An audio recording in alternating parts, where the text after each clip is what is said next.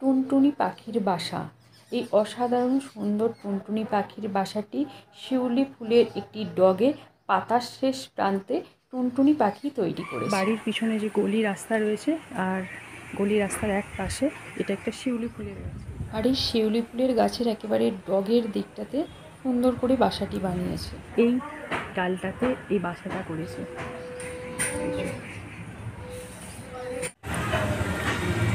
শিউলি ফুলের গাছ আর একটা ডাল নেবে এসেছে, আর ওরই এই যে প্রান্তে দেখুন খুব সুন্দর করে ওরা বাসাটা বানিয়েছে। এই যে এই জায়গাটা দিয়ে ওরা প্রবেশ করে। ভেতরটা দেখার চেষ্টা করব, আগে চারিদিকটা দেখে নিচ্ছি। এই মুহূর্তে ওরা এই বাসার মধ্যে নেই, ওই জন্য আমি দেখতে এসেছি।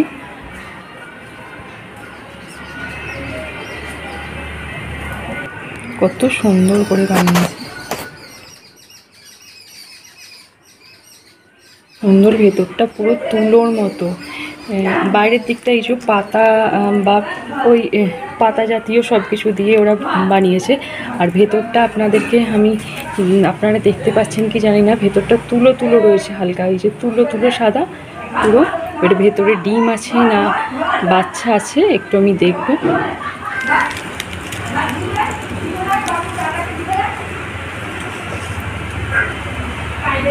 ডিম বাচ্চা এখনও কিছুই নেই বন্ধুরা, ভালো করেই দেখলাম।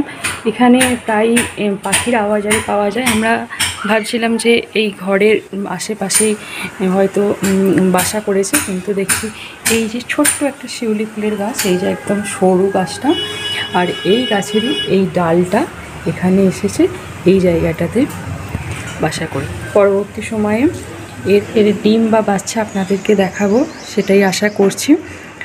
আর শুনছি ঝড় বৃষ্টি হবে, জানি না বাসাটা কিভাবে থাকবে। আমি ওখান থেকে চলে আসার পরে দেখলাম পাখিটি সঙ্গে সঙ্গে ফিরে এসেছে। ও হয়তো দেখেছে যে আমি ওখানে গেছি, ওদের বাসাটি দেখছি, যাই হোক কিছু, এসে শিউলি ফুলের একটি ডালিতে বসে এদিক ওদিক তাকাচ্ছে।